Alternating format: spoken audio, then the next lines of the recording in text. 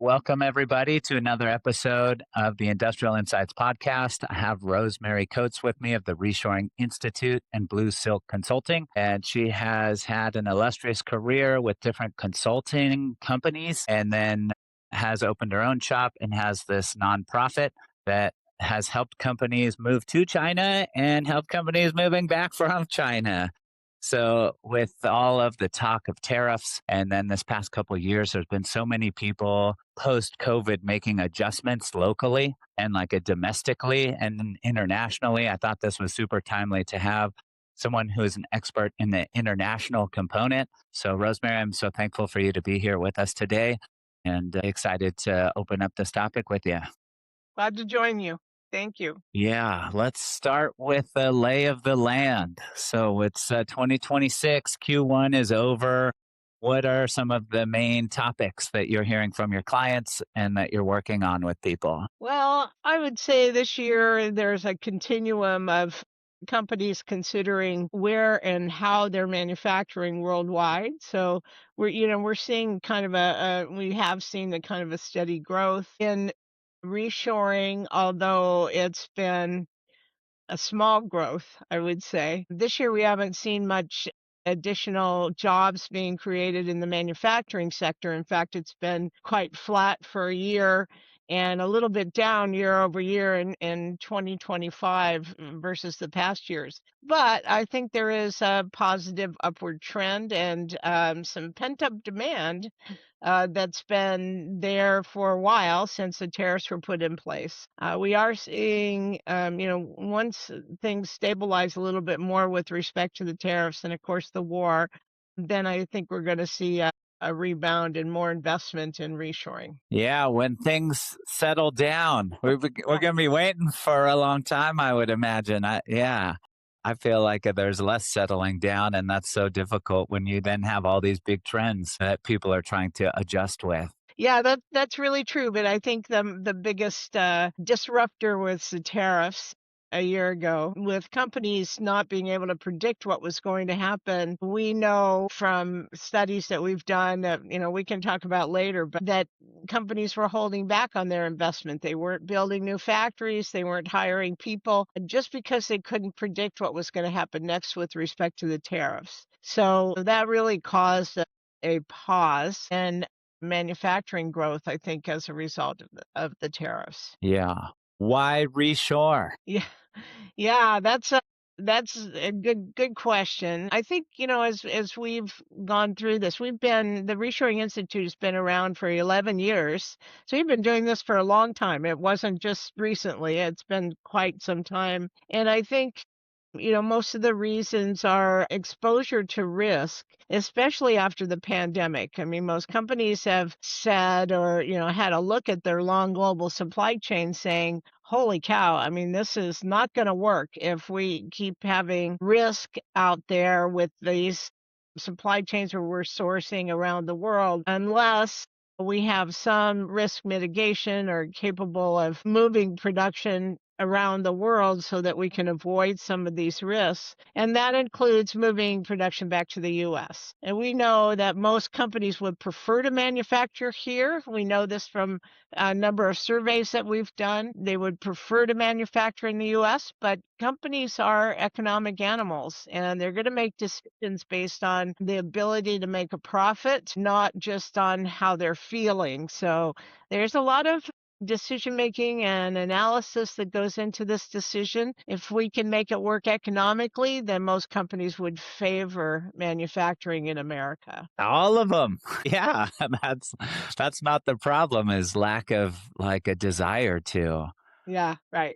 Yeah, I love when you had in one of your pieces that reshoring isn't patriotic. You can't just do it based on the desire to have everything. Yeah, Uh, we used yeah, to talk about economic patriotism back, 10 years ago or so, but I don't think those decisions are so prominent anymore. Now it's really based on the economics of the situation and being able to make an economic pitch for manufacturing here to serve the US market in particular. yeah. I love that you did the survey. And just to stop for a second, your website, you have a ton of good information on there of like different, yeah, research articles, white papers, surveys that you've done. There's a treasure trove in there. So I was really impressed. Like that's super helpful for people, I got to imagine. Yeah, yeah. I mean, that's our product is to publish our research. We're a research organization fundamentally. We also do small consulting projects. That's how we stay alive. But primarily, we are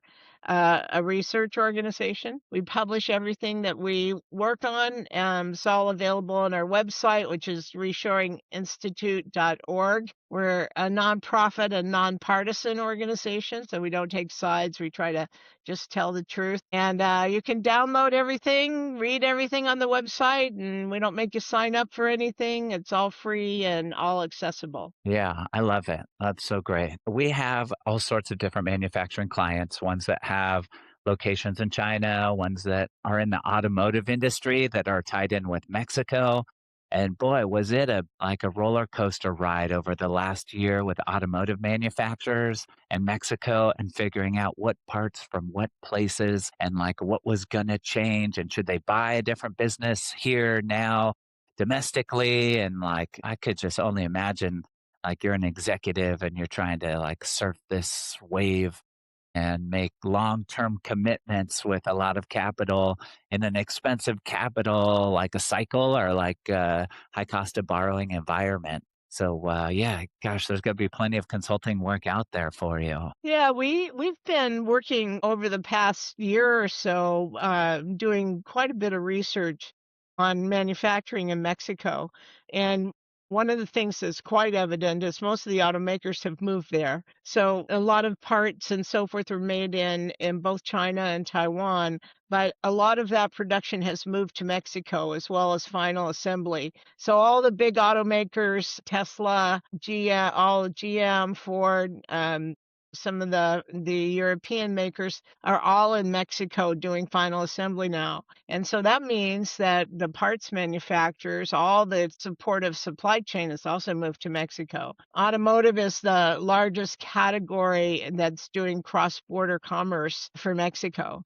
So, I mean, if you look at it, if, for example, you are a parts maker in China, and over the past year, the tariff rates to import into the US have been anywhere from about 45% to 145%, back and forth on those parts coming into the US, versus if you manufacture in Mexico and your products are the growth and the products, parts, labor in Mexico, you potentially can qualify for USMCA, which allows you to bring products in duty free from Mexico. So if you have a 100% duty versus 0% duty, it makes a lot of sense to go to Mexico.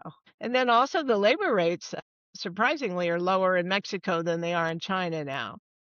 Okay. Yeah, China has you really come up the maturity curve in the last 25 years, and they no longer have the lowest cost structure. In fact, we did a survey. We looked at 10 job categories in I think 12 countries.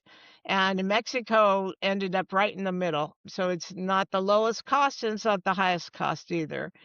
On the low end is Mexico, India, Vietnam. Of the countries that we surveyed, there are other countries out there where it may be lower to produce products, but we chose the ones that were most popular. And Mexico wins in almost every category. In fact, some of the interior Mexico, well, Mexico has an overall minimum wage of a little over $3 an hour, and some of the least expensive places to manufacture are central Mexico. Yeah, it's and proximity is power. Like I can only imagine like that is such a big advantage. Like how can that not be a big like a role for us all going forward? Yeah, yeah, absolutely. I mean, you can just, produce your products and drive across the border versus putting goods in a container and putting it on the ocean. And then you've got a couple of weeks at least. In the summertime, it's, maybe 10 days on the ocean from China. In the wintertime, it can be a few weeks. If you're in India, it's several weeks.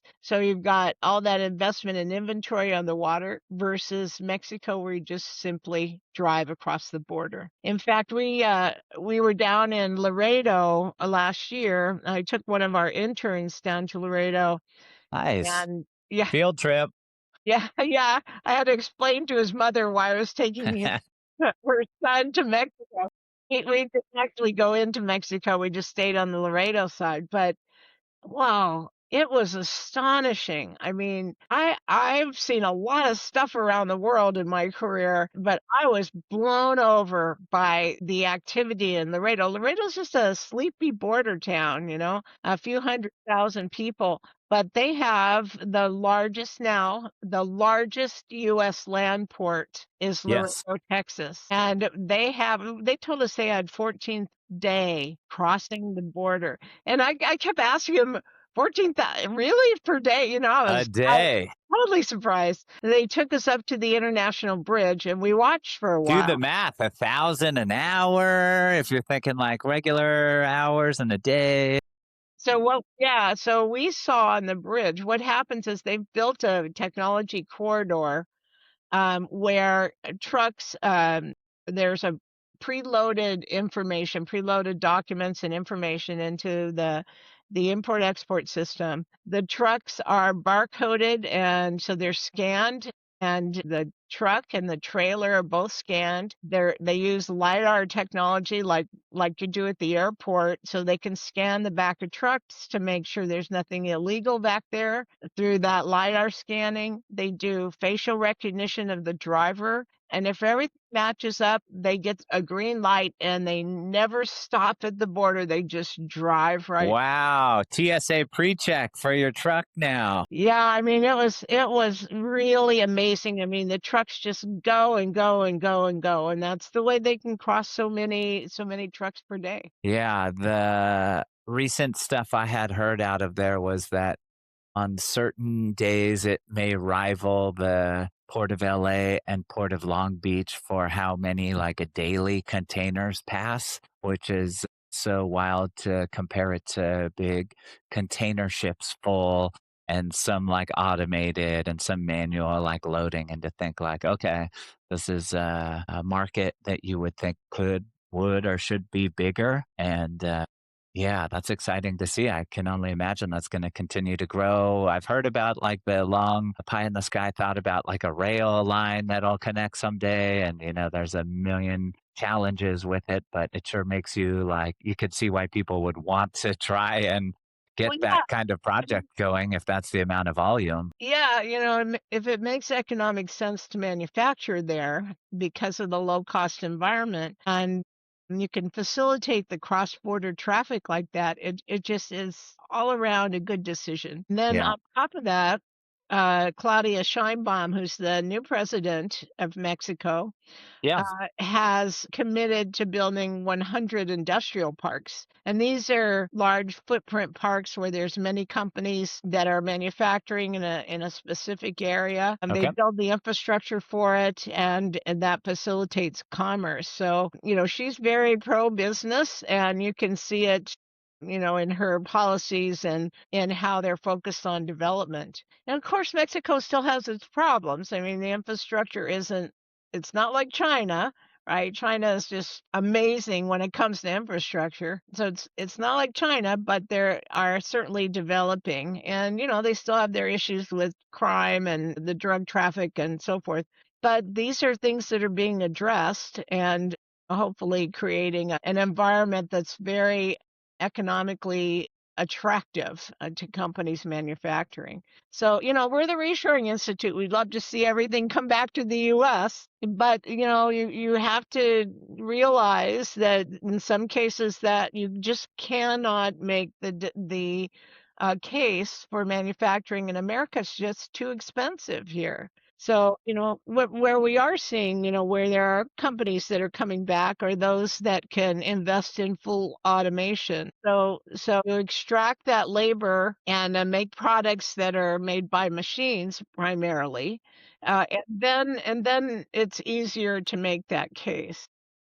Tell me more.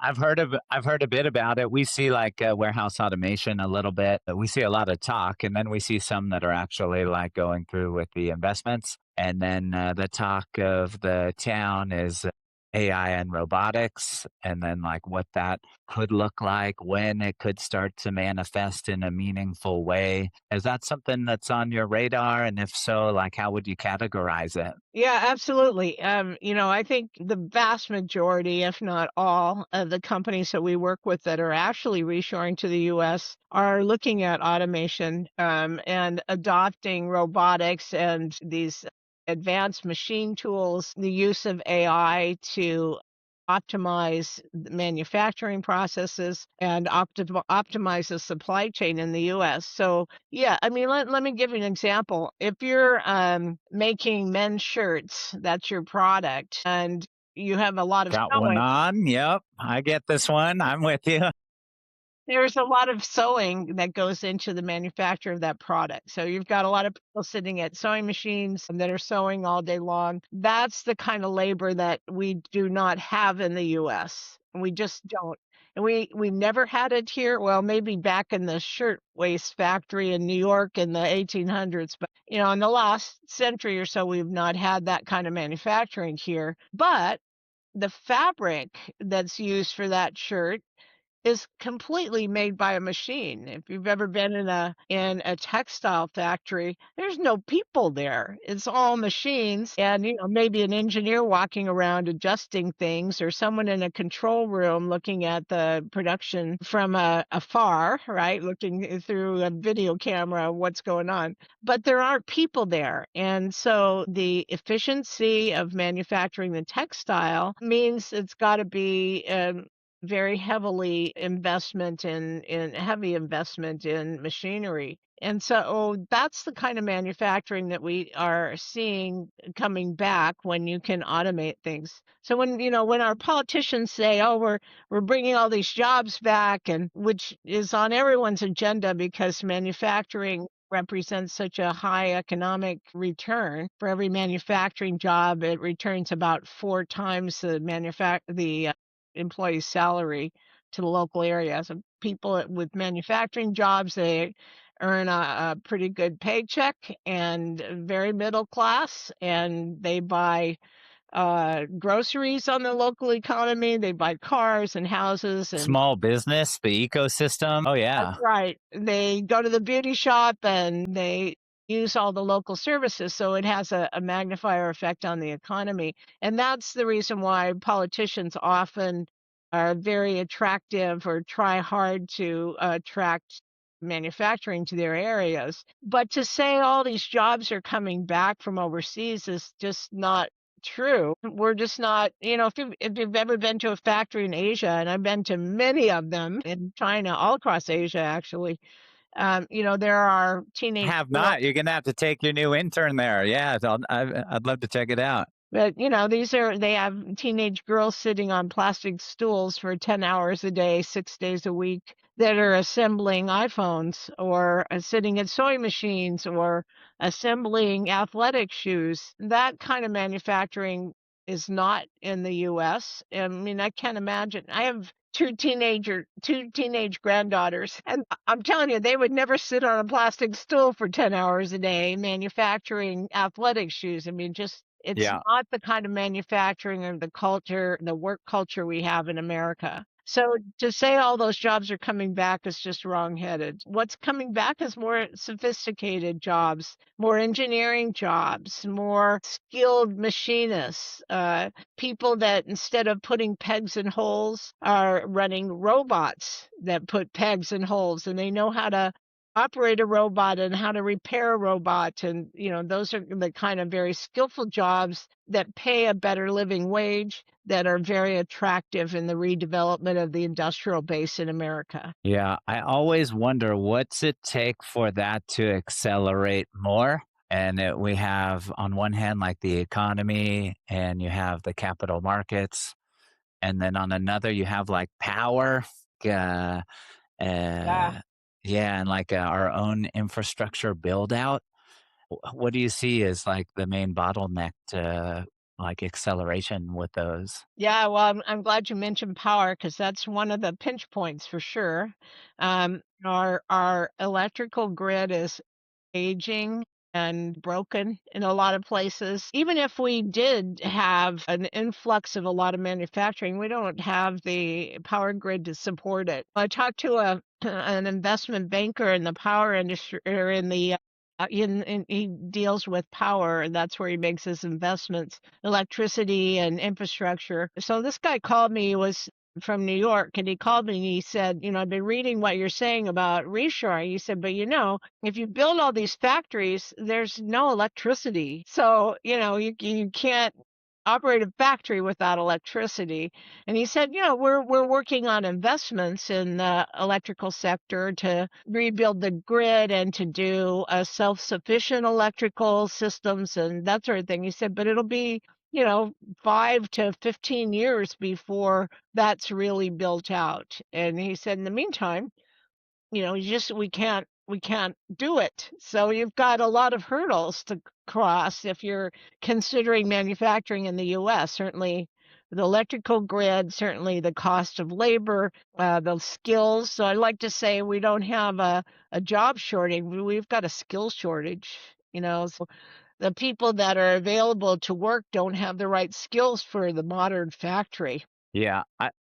Go ahead. I would imagine AI and data centers is an accelerant in the sense of like if it is become something that like has the capital behind it and is making the regulations like have to adjust in order for us to maximize that opportunity. I would guess there's a spillover effect, hopefully, for manufacturers. Well, yeah, I mean, if you go to a manufacturing site today, it's full of computers. So, people that are working on the factory floor are moving product along and inventory systems along through that computer system. They're doing quality checks using computers. It's very, very computer heavy. I mean, even writing emails and so forth. My grandfather worked at Hazy Taylor in Warren, Ohio. They make drinking fountains, and Okay.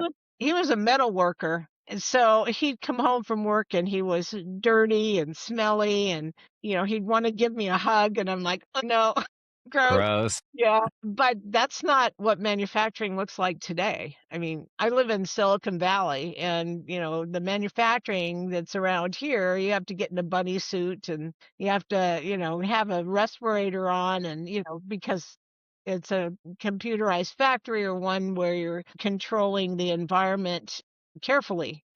So, my grandfather wouldn't survive in the environment today in manufacturing. He didn't have the skills that you need today. So those skills are very different. You need to know how to operate a computer. You need to know how to fix a robot. You need to know how to operate and program a machine tool. I mean, these are advanced skills that weren't required 50 years ago. I don't know if this is in your wheelhouse, Rosemary, but military and defense isn't reshoring per se, right? But it's definitely expanding and it's manufacturing. And you would imagine with what's going on right now, that is something where the budget is bigger.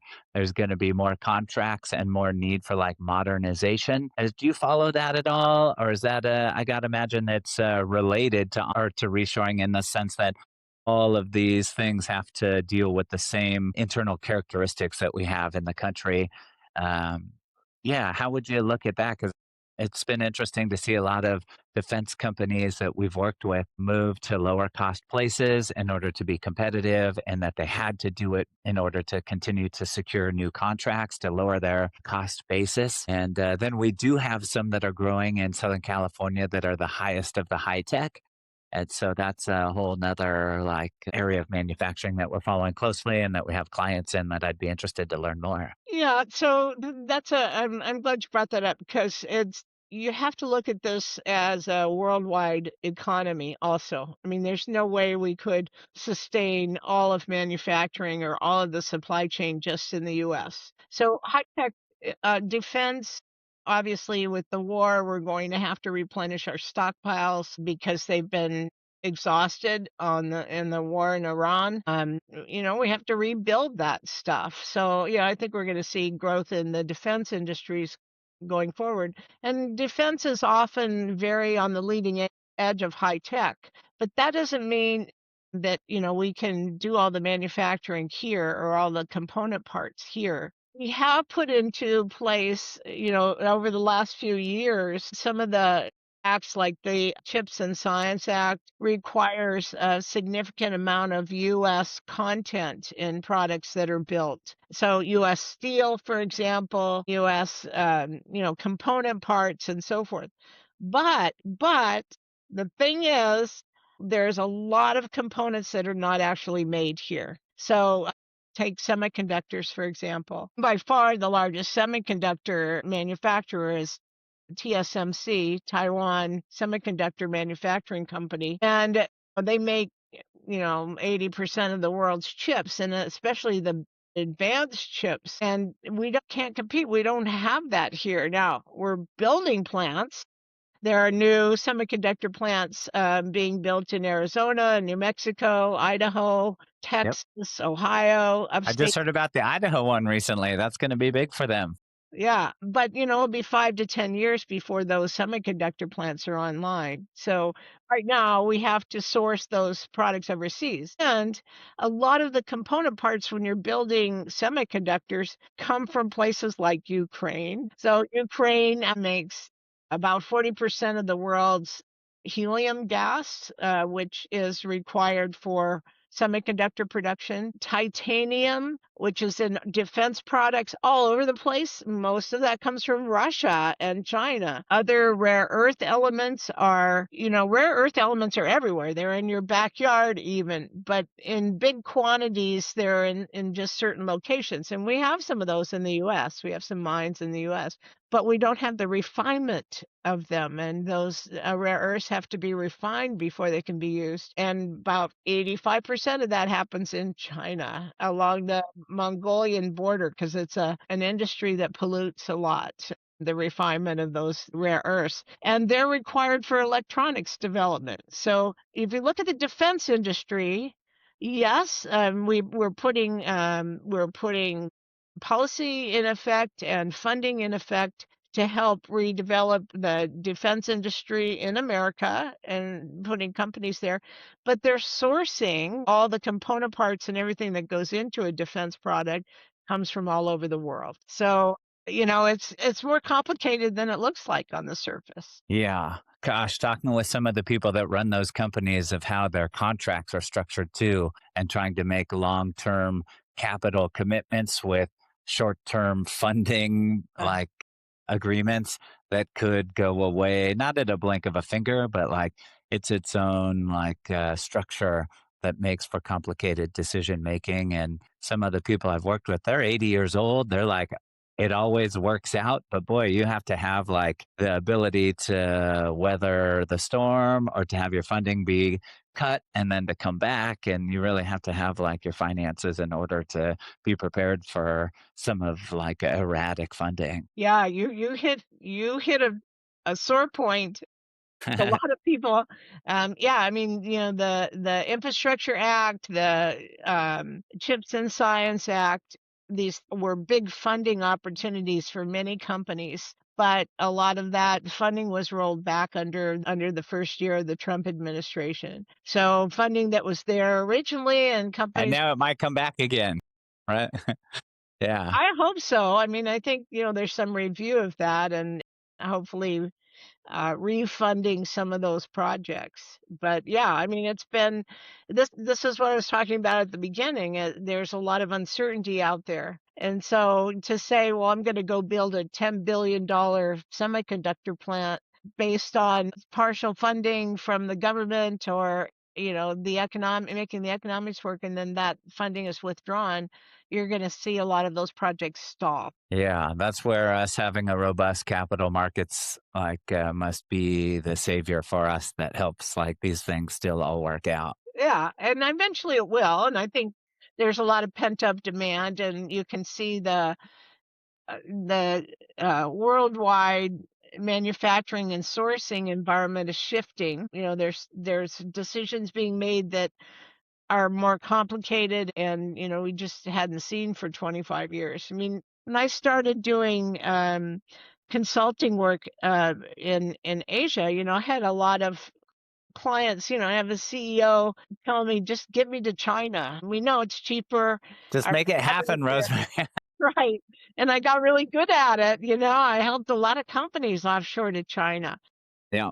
Today's We'll decision is, let that pass. That was good at the time. We appreciate that. Yeah. yeah, I mean, it started getting to me, and that's part of the reason why we did a 180 and started helping companies reshore and think about manufacturing here. But today's decision is way more complicated. It's not just get me to China. I mean, today's decision is, where in the world should we manufacture and why? Yeah. What makes economic sense? Where can we get funding? Where is our customer base? Where is the future growth? How do we mitigate risk? I mean, all these things go into the decision factor Your today. suppliers, tier one, tier two, visibility, like resilience. Yes, yes. Um, on that vein, and maybe wrapping up with a big whopper question that's in your strike zone, is you made an article in 2014. What happens when you leave China? I found it, I read it, that was awesome. And then I thought to myself, like, that was in 2014. Like, that's wild to, like, for me to think about that back then. That was a thing that people were doing. Just like I didn't have the visibility at that point in time and the experience. And then I looked at that and I just thought, like, okay, if we were to revisit that today when it's most relevant, like how much of that holds true? And then what would be like a new information that like would supplement that. And so you had a bunch of awesome like insights of like, you think you're just gonna stop and shut it down and move your stuff and like that's it. And anyone in my world that's helped people move, like I've had people say, I'm going to retire before I move again. Like it's a big undertaking. It's a job on top of your normal job. So there was a lot of risks of pulling up stakes and leaving China. So that was something, if you could help us, just like that's what's happening these days to some extent. Like if you could go over some of those risks as it applies today, I think that might be a great way to close out and like leave people with something to think about as they're like dealing with that themselves. Well, I can tell you that about 80% of our clients are trying to get out of China. So Okay. that's an important part of the work that we do. And I because I've done this, I've been helping companies in China for 15, 20 years. I can tell you it's not easy. So, and like you said, it's not like you can turn off the lights and lock the door and get on a plane and leave. There's a whole process you have to go through. So one of the things where, I've had to have these tough conversations with the CFO saying, most employees in China are on employment contracts of 1 year or 2 years. And if you shut the plant down, you have to pay out those contracts to the end. And they're like, what? It's not just give 2 weeks notice and you pay them 2 weeks. You have to pay for 2 years if they're on a 2-year contract. So As opposed to like at will employment. yeah, right. The employment laws are very different in China. Yes. Yeah. So that's one thing. Another thing is you have to apply for a permit to leave. So, just as in the US, we have employment laws that protect employees. Um, the Chinese government says you have to apply for a permit.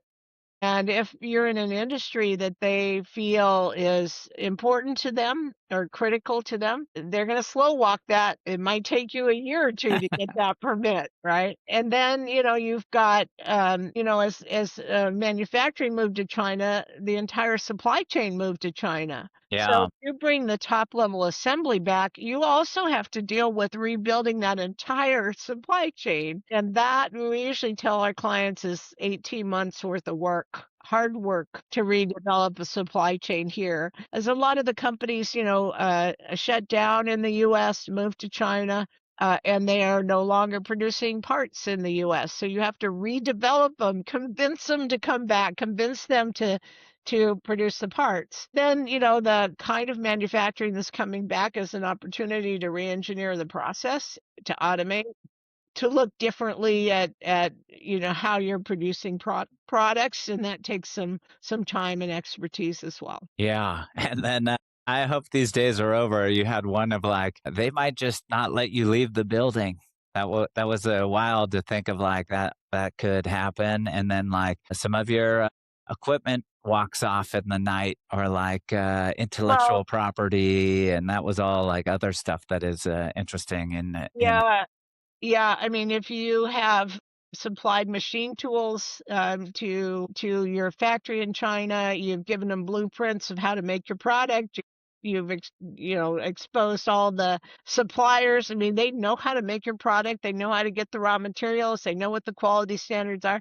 They're not going to just forget, how to do that. They're going to continue to produce your products under a different label, yeah. sell them on the world markets. You're going to find yourself competing with yourself because of that situation. That's certainly another IP risk as you leave a location like that. So yeah, I mean, there's a lot of complexity to it. I would recommend anybody that's leaving China work with a consultant that knows what you're doing um, to help you through that process to manage it. And yeah, I mean, you can be held hostage. I mean, we know, one company that was making medical consumables, and he determined that it would be cheaper to make them in India. And so he decided to shut down the factory in China, and he didn't announce it in advance, but the employees got wind of what was happening. They were packing up equipment and so forth, and they held him hostage in his office for 2 weeks. I mean, they fed him, and wasn't like was torture or anything, but they wouldn't let him go until he agreed to pay out their employment contracts. And the other thing is, that those machine tools that you've sent to China often won't allow you to export used products. And so even though you may think you own them, you probably don't. So, or probably can't get them back. So, that's another big issue. Yeah, and then I love the cost of moving is always the next one. How far out, maybe in closing, as people think like maybe I'll contact Rosemary or have some questions to follow up on, like how far out is best practice for reaching out as you start to like budget and put a preliminary plan before your board or like try to internally get your ducks in a row versus what you see happening in the real world? What's the difference between the two? Well, a lot of companies, I think most boards are talking about reshoring in some way or another, or rethinking their global manufacturing strategy. So, it's on the agenda now, which is good. At least people talking about it. I would say, the process is going to take you a year or two to actually complete that process. So there's no substitute for a good project management, thinking through all the moving parts, having somebody in control, and a focused effort to bring manufacturing back, asking for help when you need it, whether it's from an attorney that's going to help you with contracts or to get out of contracts, and reestablishing a position and a location in the U.S. There's a lot of activity with respect to site locations. We've done a few of those for our clients too. finding them the right location in the US. Yeah. Oh, there's so much. I'm glad you brought up project managers. That's one where they're always like, see, I told you how much work was involved in this. Cool. That's awesome. I think we hit the nail on the head, and that gives like people a resource and some insight as what the landscape looks like for people that are reorganizing their supply chains and trying to decide what they have international and what can now become domestic again. So, Rosemary, thank you for being here. I surely appreciate you spending the time. And people, please reach out to Rosemary as you have questions. Thank you. It's my pleasure. Yeah, I would encourage everybody to visit our website. It's reshoringinstitute.org. And like I said, we're a nonprofit and nonpartisan organization. We'd be happy to help. Yeah, love it. Awesome. Thank you for your time today, Rosemary. Have a good one. Okay. Bye bye. Yep. Bye bye.